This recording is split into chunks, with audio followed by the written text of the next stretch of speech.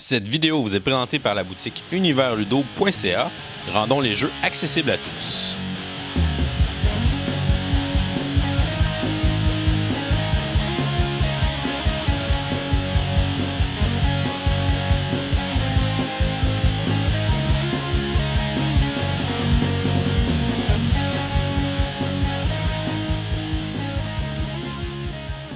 Salut les gamers, bienvenue à Professeur Board Game. Je m'appelle David.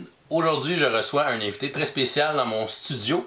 Il s'agit d'un passionné de jeux qui a décidé cette année de lancer sa boîte d'édition. Donc, monsieur Carl Brière, bonjour. Salut, ça va? Salut les gamers. Ça va bien, toi? Oui, ça va bien, merci. Je suis super content d'être ici, merci de me recevoir. Ça me fait plaisir et content que tu sois venu nous voir à Sorel.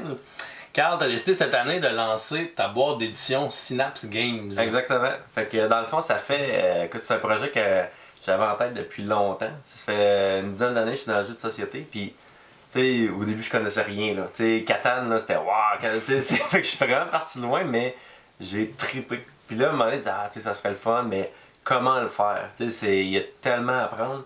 Puis là, de fil en aiguille, puis tout ça, à un moment donné, je disais, ok, là, c'est le temps, puis tant qu'à le faire, tu sais, je vais. J'avais une idée de jeu, puis je vais commencer à le faire, comme ça, j'ai pas de rush, puis je vois si ça marche, puis si ça marche pas, ben, au moins j'aurais essayé, tu sais. Puis finalement, ben, tu sais, de fil en aiguille, puis je faisais des playtests, tout ça, ça marchait bien, puis fait que j'étais vraiment content, je dis bon, ben, let's go, là, c'est le temps. Puis c'est là que j'ai décidé de vraiment, là, créer la compagnie Synapse Games, tu sais, quel genre de jeu que je voulais avoir dedans, ben, avec qui je voulais travailler, tout ça, fait que. Ça fait. En fait, ça va faire un an en juillet passé que là, Synapse est incorporé. Là. Fait que je finis ma première année officiellement. Okay. Puis avant de te lancer, justement, tu as dit que ça fait 10 ans que tu travailles dans l'industrie du jeu. Je pense que tu as touché à pas mal de départements différents aussi. Ouais. Pourrais-tu nous parler de ce que tu as fait comme emploi différent dans le domaine du jeu là, pour en arriver là? Oui, ben en fait, j'ai commencé chez Philosophia, que maintenant ça n'existe plus, mais c'est une compagnie d'édition francophone qui faisait entre autres Catan en français. Je travaillais comme commis d'entrepôt en même temps qu'être aux études. Fait que là, j'allais là, dans le temps des fêtes, faire des boîtes pour être sûr, tu sais, les boutiques et tout ça. Puis plus que ça allait, ben là, plus que je m'investissais là-dedans. Puis après mes études, ben là, on m'a offert un poste de représentant des ventes au Québec. Fait que là, être avec les boutiques, faire les formations, là, connaître plus les produits, commencer à aller dans des salons, des événements. Puis là, tu sais, Philosophia, ça grossit. Il y a eu des acquisitions comme Z-Man. Ouais. Fait que là, il y a eu le volet à l'international aussi. Puis je faisais les achats aussi pour toute la distribution. Fait que j'ai rapidement touché à tout ce qui était distribution, contact avec les boutiques, les achats, c'est quoi les nouveautés qui étaient pour s'en venir, tout le volet international, les Amazon ou travailler en Australie ou en Europe, tout ça. Fait que ça m'a vraiment aidé à partir. Puis là, j'ai travaillé là-dedans pendant quelques années. Okay. J'ai, après ça, changé de place. J'étais allé travailler chez Asmodée USA, qui était basé à Montréal. Donc là, c'était encore tout l'international, mais avec un gros catalogue de produits très clés qui sont connus, les Seven Wonders, les Dixit, tout ça. Fait que ça m'a... ça a vraiment renforcé là, tout l'aspect international, de réaliser c'est quoi l'ampleur du jeu. Je le réalisais au Québec puis tout ça, mais là, sur l'échelle internationale, les différents marchés, puis les corrélations entre chacun des marchés puis tout ça. Fait que ça, j'ai vraiment trippé. Puis après ça, ben, il y a eu acquisition d'FFG puis tout ça, fait qu'il y a eu des réorganisations. Okay. Fait que j'étais allé travailler pour un manufacturier de jeux de société qui est Panda Games, qui fait énormément de Kickstarter entre autres. Figurines, puis... Exactement. Fait que ça, j'ai appris énormément. Ils sont basés où, Panda? En fait, c'est un petit peu partout. Okay. C'est originalement, les propriétaires sont basés à Vancouver. Okay. Donc, c'est des Canadiens d'origine chinoise basés à Vancouver. Puis, pas mal tout le monde qui en relation avec ceux qui font des Kickstarter, les éditeurs, tout ça, il y en a aux États-Unis, au Canada, en Europe, fait un petit peu partout. Mais la manufacture est basée en Chine. Okay. Puis ça, c'est une autre division vraiment, tout ce qui est côté manufacturier. Fait que l'équipe Panda, c'est tous des gamers, fait qu'ils savent qu'est-ce qui est important dans le jeu aussi. La qualité, ouais. Puis fait que tu sais, hey, mais tu préfères telle affaire, tout ça. Fait que c'est pour ça qu'ils ont autant de succès avec Kickstarter parce qu'ils connaissent vraiment ce qu'ils font. Puis après ça, j'étais avec Cool Mini or Not, Okay. qui est devenu Simone, qui fait énormément de projets Kickstarter, Oui. des grosses figurines, fait que là on s'en vient plus loin là, des Dixit et compagnie.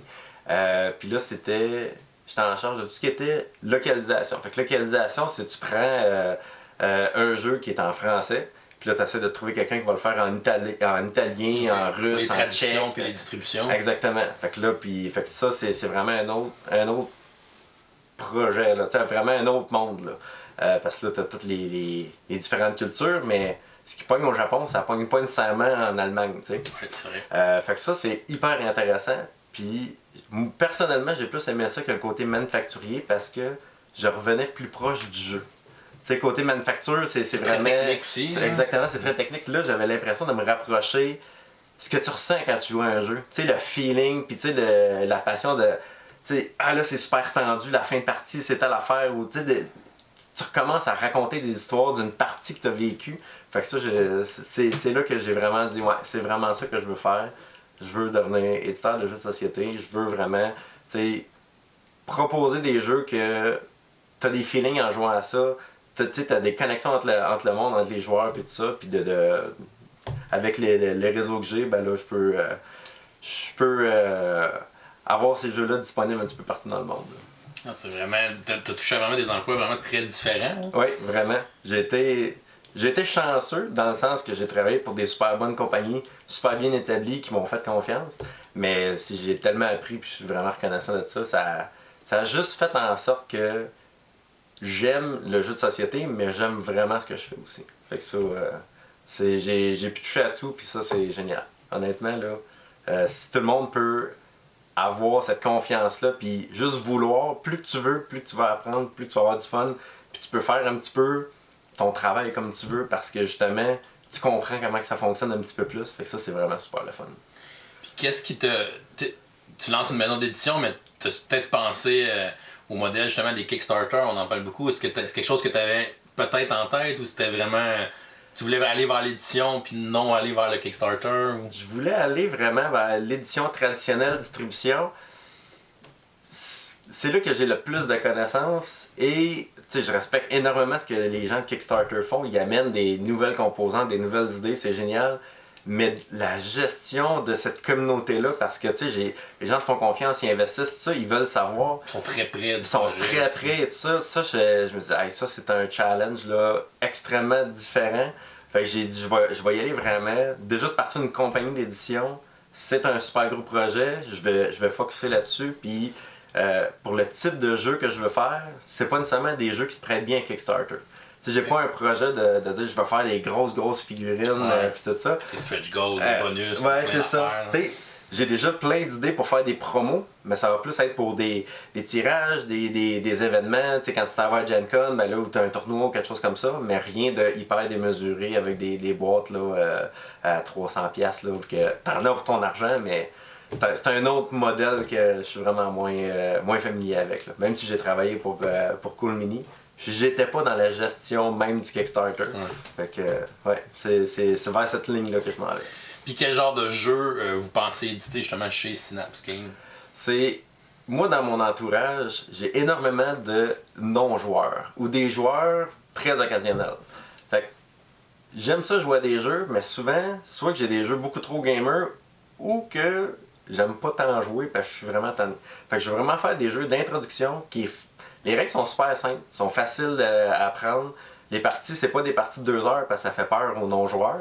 Tu veux jouer dans le temps des fêtes avec ta mère ou tes amis qui sont pas trop habitués, ben ça te prend quelque chose à proposer. Fait que je veux vraiment construire un catalogue de produits que ça se joue entre 15 minutes puis 1 heure, qui a une grosse rejouabilité, puis que même le joueur, tu dis, ouais, tu sais, c'est de base, jouer quand même. Mais il y a une autre stratégie derrière. Des fois, tu peux avoir, je sais pas, une course à l'objectif ou tu peux avoir vu un combo, il y a une stratégie qui est un petit peu plus poussée, mais que le joueur occasionnel, lui, est content, il fait son affaire dans le but, puis il n'a pas l'impression de se faire planter. Tu n'as pas l'impression de dire, après 3 tours de jeu, ben c'est sûr c'est David qui gagne, là, parce qu'il est bon. T'sais.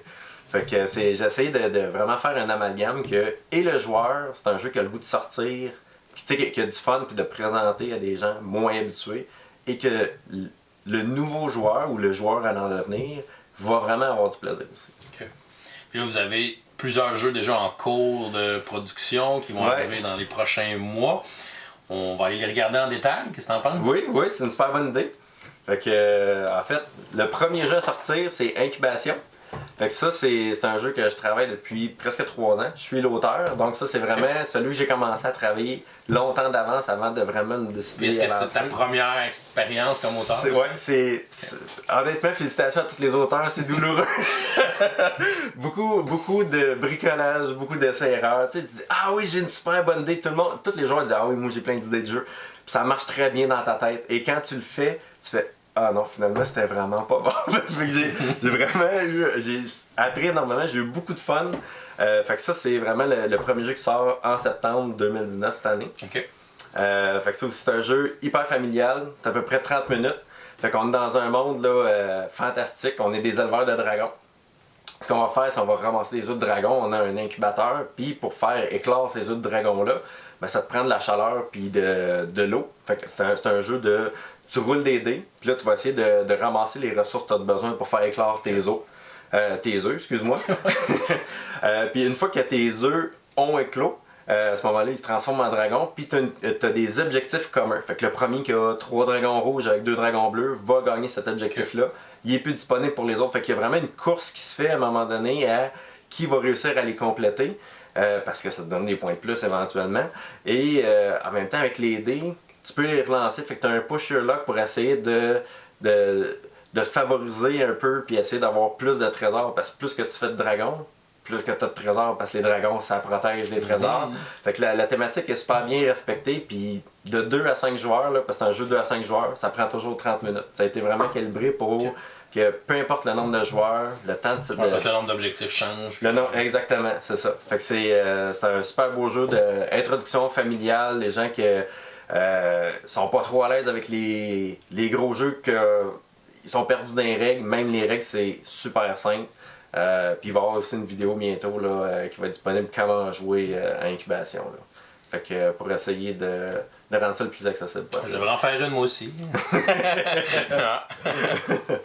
Fait que ça, il y a déjà, même c'est Asmodée Canada qui est le distributeur. Okay. Parfait. Puis avec eux autres, pour la première production, on inclut des cartes promo dans toutes les boîtes. Fait que tout le monde qui va pouvoir acheter le jeu, ils vont avoir les cartes promo gratuites. Ah, c'est le fun ça. Puis on est en train de penser déjà à d'autres choses pour des événements futurs aussi. Là. Fait que pour pimper un petit peu ton jeu. Là. Génial ça. Fait que ça, c'est Incubation qui sort en septembre cette année. OK. Fait que ça va être votre premier jeu officiellement. Premier jeu. Qui va arriver sur le marché. Exactement. Fait que ça, c'est la première copie que j'ai reçue la semaine passée par avion directement de la Chine. L'exclusivité. Hein? Exclusivité. En fait, t'es le premier qui le voit officiellement. Wow. On est choyés. Fait que ça, c'est Incubation. Fait que ça, c'est moi qui est l'auteur. L'an passé, j'avais été au Randolph pour une journée proto. Rencontre auteur-éditeur. Speed proto, là. Exactement. Puis c'est un concept super le fun qui met vraiment en relation des auteurs connus ou pas connus avec des petits éditeurs comme moi. J'avais même pas ça faisait un mois que je commençais. J'avais même pas de site internet. Puis il y a d'autres éditeurs comme le Scorpion Masqué qui sont plus connus. Puis c'est une séance de speed dating, fait que tu arrives là avec ton proto, tu fais ton pitch tout ça, puis après ça on voit si ça fit. Puis j'ai rencontré une équipe de 4 gars. Je t'ai rencontré à l'école, puis ils ont décidé de faire un projet de jeu ensemble. Okay. Fait que ils ont développé un jeu d'adresse qui s'appelle Crazy Tower. Ça va être une sortie de début 2020. Fait que c'est un jeu avec des styles de blocs Tetris. Ça dure 15 minutes, mais c'est hyper tendu. Là. Fait que si tu veux construire une tour, chaque tour tu mets un bloc, ou si tu veux, tu peux rajouter un étage et un bloc. Fait que les tours de jeu, c'est extrêmement rapide. À un moment donné, ça monte, mais sur les tuiles que tu mets sur les étages, tu as des icônes qui peuvent te permettre d'enlever un bloc d'un étage en dessous, puis de te le redonner. Fait que ton but étant de ne plus avoir de blocs, mais là, si les autres te redonnent, fait que dans la façon de placer tes blocs, il y a vraiment un côté stratégique. Puis il y a beaucoup d'interaction aussi. Exactement. Puis tu as plusieurs modes de jeu aussi qui est super intéressant. Tu as des modes solo. Fait que tu as à peu près t'as 60 défis solo différents. Différents niveaux de difficulté. Puis il y en a que tu te bats contre la montre. Il y en a, c'est vraiment, tu vas jouer avec ta mauvaise main. Il y en a d'autres qui sont un petit peu plus fous. Genre, tu joues avec ton menton sur la table. Fait que c'est vraiment plein de sortes de défis différents. Puis il y a aussi un mode saboteur. Fait que ça peut être tout le monde contre un saboteur. Le saboteur, c'est de faire tomber la tour. Quand c'est pas son tour. Parce que si la tour elle tombe pendant ton tour, t'as perdu. Fait qu'il y a vraiment 3 modes de jeu complètement différents. Puis même le mode solo, il y a une super grosse rejouabilité. Là. Fait que ça va être une sortie là, début de l'année. Puis ça, la boîte, c'est encore un prototype. Le visuel va être un peu différent, tout ça, mais les règles, c'est fini. Fait que là, c'est vraiment super bien avancé. Là. Ça, c'est le genre de jeu, j'étais allé au Gathering of Friends, là. C'est Eric Lang, puis ça jouait, là. Puis après 3 étages, là, tu vois les gens qui se cochent comme ça pour dire, ok, là, ça va-tu tomber, je peux-tu enlever ça. Puis l'attention est vraiment le fun des petits jeux d'adresse comme ça. C'est ça. Puis tu sais, comme jeu filler, là, c'est super. Puis ça, tu peux sortir ça n'importe où. Puis je connais beaucoup de monde qui travaille dans les services de garde. C'est un super bon jeu parce que c'est des gros blocs de bois. Ouais. Fait que tu sais, c'est pesant, ça se brise pas. Puis c'est pas long à faire le setup. Là, puis les règles sont super simples. Super, ça. Fait que ça va être janvier-février 2020. OK. Après ça, j'ai rencontré 2 auteurs de la Rive-Sud. Je pense que tu les as aussi déjà rencontrés. Oui. C'est Étienne et Pascal qui se sont énormément promenés. On fait à peu près tous les salons au Québec. À un moment donné, je leur ai dit, tu sais, vous avez le droit de prendre un break. Ces 2 passionnés, honnêtement, sont vraiment super. C'est vraiment le fun de travailler avec eux autres. Puis je les ai rencontrés vraiment par hasard. OK. À un moment donné, la récréation a dit bah écoute, on a une journée proto. Oui, c'est vrai, avec un petit concours. Là. Avec un petit concours. Puis j'ai vu qu'un des auteurs de Crazy Tower était pour être là. Je dis ben crème, je vais aller voir juste pour le fun, puis je vais aller voir l'auteur en même temps que Crazy Tower. Je vais lui montrer un petit peu comment que ça avance, puis parler, puis tu sais, c'est le fun, ça faisait longtemps que je l'avais pas vu. Puis là, les gens de la récréation, ils me présentent toutes les tables, et quand j'ai vu le jeu, je fais comme, ce jeu-là, je vais l'essayer. C'est la présence sur table, là. On est dans un monde aztèque. Ouais. Faut construire des serpents à plumes, un peu comme au Mexique à Chichen Itza. Ça fait que c'est vraiment très très thématique. Donc, t'as déjà des blocs présentement que c'est impression 3D. Exactement. Ils sont quand même très beaux. Je pense qu'on peut en montrer là. Le prototype, la qualité était assez impressionnante. Là. On fait vraiment des serpents là. Tantôt on va en montrer peut-être plus sur la table. Là. Avec des têtes, des corps, des queues, puis il faut recréer des patterns. Fait que pour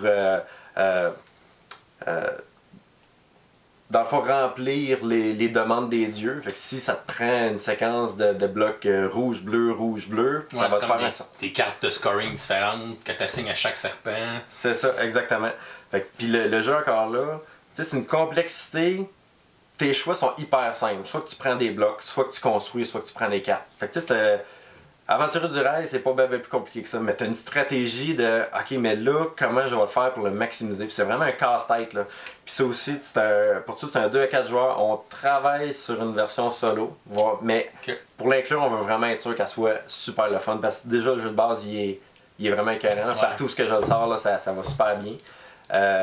Même le jeu, il a été sur une croisière de Bruno Catala, qui faisait une croisière ludique. Fait que le proto, il a roulé là, qui est assez hot. Là. Il a été aussi, il a gagné le Plateau d'or cette année. Ludique de Québec, vraiment très récemment. Fait qu'à date, partout où le jeu passe, les gens sont vraiment attirés parce que visuellement, la présence sur table là, est super le fun. Puis quand j'ai joué aussi avec les gens de Dice Tower puis BGG, ils ont fait là, ça là, il y a vraiment une touche là, très très particulière là, que tu finis, tu vas en rejoindre un autre, tu sais, puis le feeling est incroyable. Là. Donc, tu les as rencontrés à Récréation, tu l'as essayé. Je l'ai essayé, puis la journée même, je leur demandais s'ils voulaient se faire éditer, parce qu'ils voulaient faire un Kickstarter. Ils voulaient faire un Kickstarter, puis la raison, c'est parce que ils savaient pas trop comment ça fonctionnait, puis tu sais, il y avait pas... leur premier jeu. Exactement. Puis finalement, on a discuté, puis tout ça, puis... on était très contents de travailler ensemble parce qu'on voulait un peu la même chose. T'sais.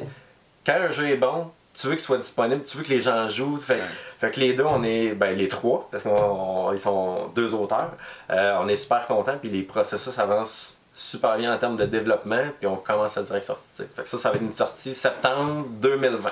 Fait que quand je dis septembre, mettons, automne 2020. Wow. Alors, on va se garder un petit buffer, mais honnêtement, ça avance super bien. Fait que ça va être le 3e jeu de Synapse.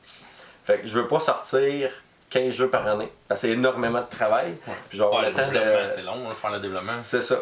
Puis je veux être sûr que les jeux édités, qu'ils soient le fun, qu'ils soient rejouables, qu'ils soient accessibles, que les règles soient super bien écrites, que ça soit pas trop compliqué, mais qu'il y ait la stratégie de plus. Même si je veux faire un jeu accessible côté gameplay, il faut que côté prix aussi, ça marche. Fait que tout ça, ça crée une super belle cohésion. Fait que quand j'arrive avec un produit, à un moment donné, je veux que les joueurs font comme, ok, tu sais, il y a comme, les gens soient en confiance d'acheter un jeu Synapse parce que tu sais que c'est le fun, tu sais qu'il a bien été travaillé, que le jeu il est pas brisé parce qu'il y a des règles qui sont pas trop claires. Fait que c'est vraiment vers ça que je m'enligne. Mais là, est-ce que tu es à temps plein à Synapse ou t'as un autre emploi en dehors de ça? J'ai un autre emploi. Ça, faut que les gens comprennent. Souvent, les gens, quand on part, que ce soit un parti d'un Kickstarter ou des fois partir d'une maison d'édition comme ça, on fait ça comme sur notre temps, la fin de semaine, les soirs, mais t'as une job de jour. J'ai une job de jour. En fait, j'ai une vraie job de jour. C'est ça. Quand j'ai quitté Cool Mini, c'est parce que je voulais vraiment mettre ça de l'avant. Mais comme c'est long faire le tour de tout ça, je m'étais assis avec Christian Lemay du Scorpion, ceux qui font des cryptos, tout ça. Puis j'y avais parlé de mon projet. Puis lui, en même temps, il avait besoin d'aide pour tout ce qui était vente et développer le marché international. Ce que tu avais beaucoup touché dans tes Ce que j'avais beaucoup touché, et que j'aime beaucoup. Donc là, on a discuté ensemble pour que comment on peut faire pour que chacun on trouve notre compte et que ça fonctionne sur le long terme aussi. Et sans qu'on rentre en compétition non plus, parce que Scorpion Masqué est un éditeur de jeux, Synapse est un éditeur de jeux, qu'est-ce qu'on fait? Fait que Scorpion, il est très bien établi, il fait des jeux enfants, il fait des jeux party et tout ça. C'est son créneau. Hein. Exactement. Moi, c'est plus des jeux familiaux, des jeux d'introduction et tout ça. Ce qui n'empêche pas, si éventuellement je vois qu'il y a un jeu qui pourrait être au Scorpion, ben Scorpion a le premier choix, où on s'en parle ensemble, si on veut faire quelque chose ensemble. Mais c'est vraiment, on a très bien clarifié ça pour que les deux, on soit capable de grandir en même temps. Puis honnêtement, l'équipe du Scorpion, c'est vraiment le fun. Tu sais, on est une petite équipe dynamique, puis tout le monde veut. Tu sens que les gens aiment vraiment ça. Fait que, tu sais, oui, je suis là-dedans presque à temps plein, mais je fais du Synapse aussi, puis il y a beaucoup... Tu sais, quand je vais à Gen Con, là, c'est les mêmes salons, c'est les mêmes personnes. Fait que c'est ça, c'est faisable de le faire. Mais tu sais, je cacherai pas que les vendredis soirs à 10h, des fois je travaille encore à l'ordinateur, puis qu'à minuit, je pense, ah ouais, mais t'as l'affaire. Mais c'est ça. Puis tu sais, c'est à peu près, il y a beaucoup d'éditeurs qui ont commencé comme ça, là, à faire deux trucs en même temps, ou même ceux qui font des Kickstarter, c'est un super gros projet puis qui font d'autres choses à côté. Un peu comme toi aussi dans le fond là, tu sais c'est j'enseigne à temps plein, ou presque à temps plein en dehors de ma chaîne. Là. On fait ça parce qu'on est des passionnés. C'est ça, exactement. Fait que tu sais c'est vraiment de faire découvrir la passion. Puis ce que je trouve super le fun, c'est depuis que j'ai commencé, au début tu disais que si tu disais que tu jouais à des jeux, les gens te regardaient bizarre. Un peu comme si tu dis tu joues à Donjons et Dragons. Quand on était jeune, on ne disait pas qu'on jouait à Donjons et Dragons. C'est ça. On était comme un peu mis à part. C'était pas super populaire. Exactement. Fait que là, c'est un peu gênant. Dans le sens que tu sais que c'est pas socialement populaire. Et là, de plus en plus, tu as des pubs ludiques un petit peu partout, t'as des chaînes comme la tienne, t'as des bibliothèques qui embarquent, la grande bibliothèque, tout ça, t'as des événements ludiques juste pour jouer, puis des trucs comme ça.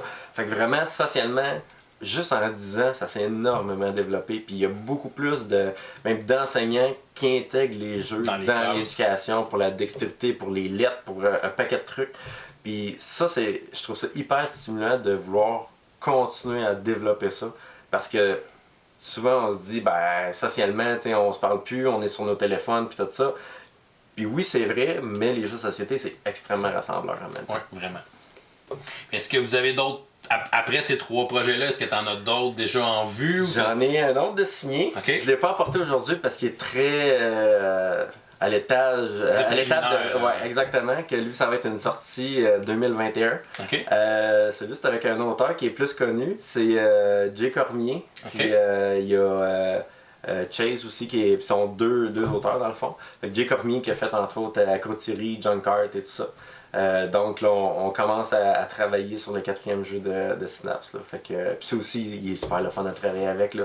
C'est un passionné aussi. Là. Fait que tu sais, c'est le fun de travailler dans la passion. Tu penses, t'as plein d'idées, puis t'essayes des affaires, puis fait que c'est vraiment... tu sais, je veux avoir du fun à faire ça. Tu vends du fun, mais si t'as pas de fun, je pense que ça paraît à l'autre bout aussi. Ah oui. Puis c'est drôle, tu sais, comme chacun de tes jeux, tu sais, le premier c'est toi l'auteur, mais les autres, tu sais, c'est drôle comment t'as rencontré les auteurs aussi. C'est vraiment par hasard. Dans des soirées proto comme ça, un peu par hasard. Puis, Ouais. je pense que c'est ça aussi dans les conventions. Des fois, on se promène, on jase avec des gens, on rencontre des personnes, puis on se fait des contacts. Puis, à un moment donné, ben, crime, ton idée, ça m'intéresse, on pourrait travailler là-dessus ensemble. C'est ça. Puis, tu sais, le domaine du jeu, c'est quand même petit. Tu sais, quand je disais, je m'en vais à Gen Con, puis, tu sais, d'une année à l'autre, c'est la même personne. Ou, tu sais, même si j'ai travaillé pour différents éditeurs, ben, même si je travaille pour éditeur A, puis je travaille sur éditeur B, je travaille après ça avec la même personne. Fait que c'est. Puis les gens sont extrêmement chaleureux. Tu sais, on vend du plaisir, là. On vend pas, là, je sais pas, des produits contre le cancer, là. Tu sais, c'est joyeux, c'est ludique, puis ça apparaît dans les gens qui travaillent dans l'industrie. Ça rend ça super. C'est des vrais passionnés. Ouais. Puis les gens sont accessibles aussi. C'est ça comme. C'est un petit domaine.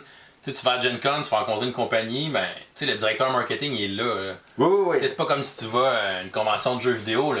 Le directeur marketing de PlayStation, il descend pas à l'événement, il envoie du monde. Là, c'est vraiment, là, le contact est vraiment direct. Vraiment. Là. Ouais. Puis même les animateurs sur place, c'est des joueurs. Tu sais, souvent dans n'importe quelle convention, tu sais, si t'es un joueur, tu vas aller à Gen Con, là, pour vrai, si tu contactes un éditeur, tu dis hey, moi j'ai du temps pour faire de la démo dans ton stand, ben sûrement qu'ils vont dire ben oui, fait que t'as une bonne partie de ton Gen Con de payer, puis il te reste des journées encore pour en profiter. Fait que tu sais, des fois tu dis ah ouais, mais tu sais, soit c'est une question de budget ou c'est une question de temps, il y a des façons de joindre tes passions ensemble puis de dire ah crime, je peux y aller, oui je vais faire de la démo, puis en plus tu peux être payé pour ça, puis t'es à Gen Con ou t'es à SN, puis tu peux faire de la démo, puis tu peux aller voir c'est quoi, parce que c'est des événements majeurs. Fait que honnêtement c'est un monde à découvrir là, pour ceux qui l'ont pas encore vécu. Là. Puis pour partir d'une maison d'édition au Québec, qu'est-ce que tu penses de notre industrie justement au Québec? Ah, c'est une industrie qui a grandi beaucoup. Elle a encore beaucoup à apprendre par rapport à, exemple, l'Allemagne ou la France, mais ça a débuté plus tard. Ouais, exactement. Ça a débuté plus tard. Puis on est beaucoup en avance par rapport à beaucoup de pays asiatiques ou Europe de l'Est, par exemple. Mais côté... la façon que ça s'est développé, ça s'est très bien développé. Les boutiques spécialisées, là, au Québec, là, il y en a beaucoup. Des pubs aussi. Des pubs, mais ils connaissent leurs affaires. Tu sais, tu t'en vas à d'autres places, là, puis c'est un produit sur une tablette. Puis ici, l'éventail de produits, tu sais, il y en a qui vont tenir plein de produits Kickstarter, il y en a un petit peu partout, mais ça commence là, à partir de 3 ans pour des jeux pour enfants jusqu'à des gros projets Kickstarter vraiment très très poussés. Fait que la proposition, ce qui est offert sur le marché est hyper présent, tant en français qu'en anglais. Puis ils connaissent leurs produits, puis il y en a beaucoup qui s'investissent justement à faire des événements, à faire des journées jeux dans la boutique directement. Fait qu'ils sont hyper impliqués. Encore là, il y a énormément de passionnés. Ceux qui aiment les jeux de société, souvent c'est des emplois étudiants. Il y en a énormément qui travaillent dans des places, des boutiques de jeux de société. Et les propriétaires ou les acheteurs, eux autres aussi, là, c'est très familial. Quand tu te rencontres ensemble, là, t'as pas l'impression de travailler. Là. Puis tu leur montres un projet, puis ils sont vraiment intéressés. C'est pas « Ah ouais, c'est un autre produit ». Alors que tu vis ça dans d'autres marchés. Fait que c'est très simple, c'est encore très joyeux, très festif. Ça s'est amélioré énormément côté organisation. Tu sais, justement, il y a plus d'événements, puis tout ça. C'est vraiment en pleine expansion, mais ça grandit sainement, je dirais. OK. Puis côté édition? Côté il n'y a pas tant d'éditeurs que ça au Québec. Ben, il y en a un très gros. Oui. Il y en a un très gros qui est quand même plan B.